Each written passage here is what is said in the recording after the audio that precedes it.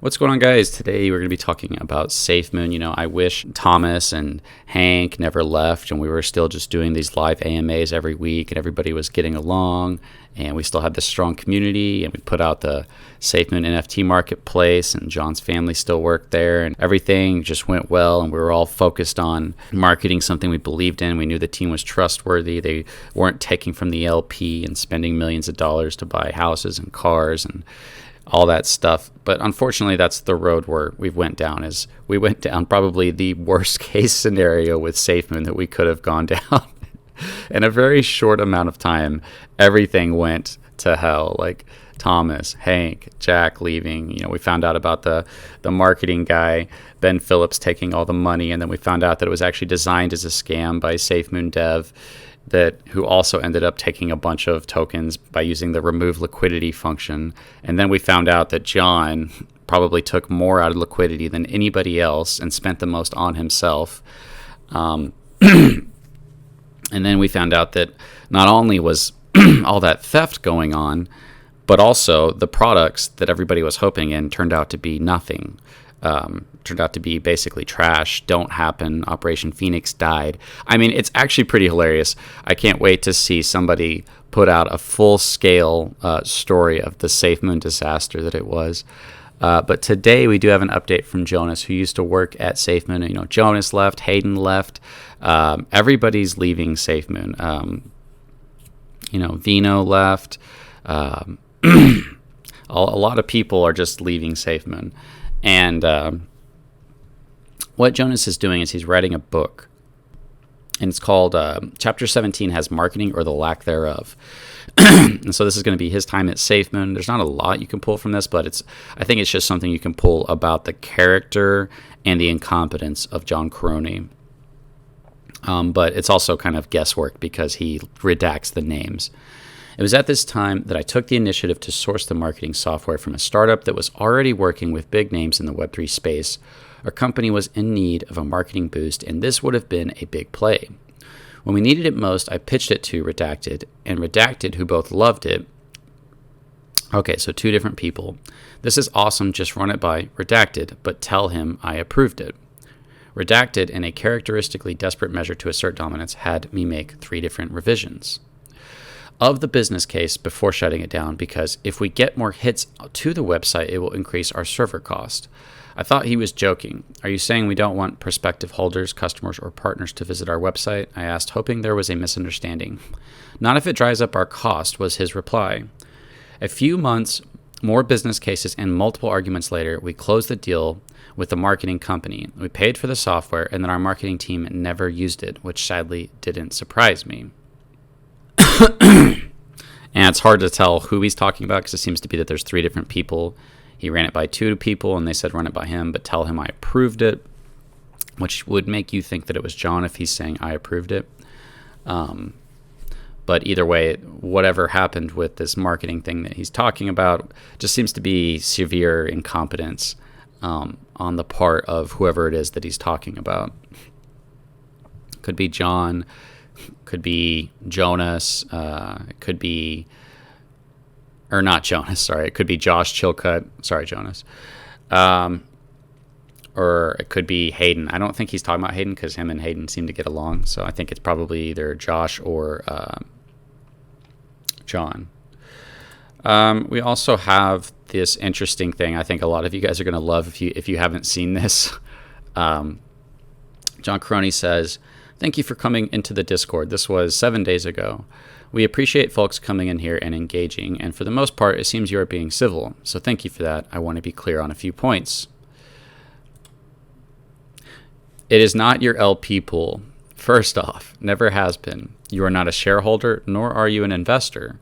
I have been clear about this many times to Safemoon's own detriment, and this is old news. FUD, repackaged, then shared everywhere by the 10 people with 15 burner accounts will not warrant a response. I do not need to, nor am going to defend myself to someone undoxed or with an agenda or a clear conflict of interest because they are being paid. Oh gosh, sorry guys.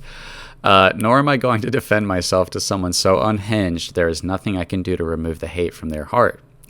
We will continue to build and prove people wrong versus getting into a Twitter X pointless social media squabble. I'm still here, and the team is constantly building. Focus map on the website can answer your questions. If you don't have the patience to wait for a product to release or a bear market to end, by all means, you can leave. The LP pool is not yours, guys. It's theirs, and this actually, there's a great response right here. The first comment on the Reddit is, it's not your LP pool either, John. It is owned by Safemoon LLC, as is the company budget and accounts. Any personal use is embezzlement. Like, even if you're going to make that argument, then using it for personal use would be considered embezzlement. It's not actually true. The LLC, likely organized by John, can pay whatever it sees fit. Therefore, the LLC organizer is in complete control of all the LLC funds and has successfully separated all personal financial responsibility from himself as an individual. People think, oh, wow, this is an LLC. It must be legit. All an LLC is its own entity legally and can financially. An LLC gives an extra air of legitimacy. I can set up in 10 minutes, and so can you. Yeah, anyone can just go get an LLC. Yeah, people are not too happy about this if you read these comments. But I just thought, oh, that's amazing. It's not your LP pool. well, who put the LP in there? Where's the LP come from? Did it come from us buying, maybe? It came from us buying, and we all put our money in it, but it's not ours. It's yours to spend. But it's locked, but it's not locked. It's auto-locking, magic locking, and you're going to pull out of the LP whenever you need to, but you'll let us know. But you didn't let us know, and CoffeeZilla had to tell us, and you spent millions of it on yourself, and you tried to hide it on the blockchain, and then you never addressed it, and now you tell people that they're being negative if they try to bring it up and talk about it, and that you don't owe anybody an answer. That's great. John Karony, if you watch this video, I've never seen you address this at all. Not even like this to your own investors who want to know, who are being respectful, or holders, whatever you want to call them. They want to know, hey, did you take out millions of dollars of the liquidity pool and buy a mansion and spend it lavishly on yourself? And I've never seen you address that. I've never seen you answer that. And for the last thing we're going to talk about is comes from Domson on Twitter. He points out that the Safemoon education website is being shut down. Katz said shortly the education site will be taken offline until more time and focus can be given to it, as right now time is currently focused in other areas. One of the holders says, that sucks. I don't understand how an education team cannot focus on keeping it updated. It's not like things change every week. Updating the feeds, information on how the new TMI works, and a domain here, and there is really enough to close it down. These articles are the only source we can link to when someone asks these questions. So yeah, I mean, Josh left, Hayden left, Jonas left. There's just this reoccurring pattern of everybody leaving, and I think that John's probably getting to a point where he's running out of money. The fact that everybody is leaving is probably they're running out of funds to pay for everything. And then you just have the few desperate holders that are left. And, it's one thing to be like, well, I see all this nonsense that's going on. I see the liquidity being taken. Sorry, guys, I think I'm getting sick. I see I see what John has done. And it's obvious, right? But what I have is not worth selling, so I'm just going to hold on to it and hope that something happens. That's a reasonable thing of not closing your eyes and lying to other people about what's obvious. But we have a lot of people who are either blinding themselves and lying to everybody else, or they just are deliberately ignoring what they know to be true because they want their bags to go up, and are suppressing the truth in order to try to promote the lie that Safemoon is the next huge thing, because they want their bags to go up more than they care about the truth. And that's kind of what we're left with. I don't really care about pointing out that hypocrisy anymore. I feel like I had to for a little while talk about like, wow, you guys are really like got those blinders on. You got those Safemoon Maxi glasses on, and you can't see anything clearly. John's amazing, and everyone else who questions him is evil.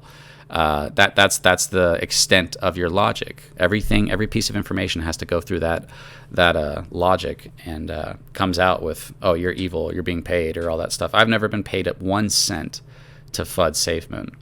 And John Karony's now saying that. He's saying, oh, these people are being paid. It was just kind of funny to see him say that.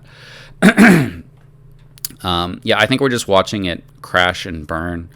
I'm not saying I know what's going to happen with the price one day. I definitely don't think it's going to moon or anything like that. And I think there's way too much people who want to sell if it ever does get any kind of increase. I'm not talking about huge increase, but even kind of 5x, 10x, which I don't think is likely, but I don't know.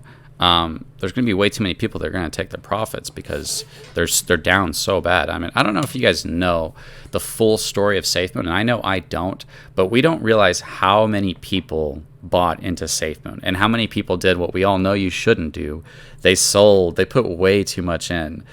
They sold stuff that they couldn't afford to lose because they thought Safemoon was the next huge thing. They put way too much on the line. There's story after story after story. With John taking millions out of the liquidity, with that story comes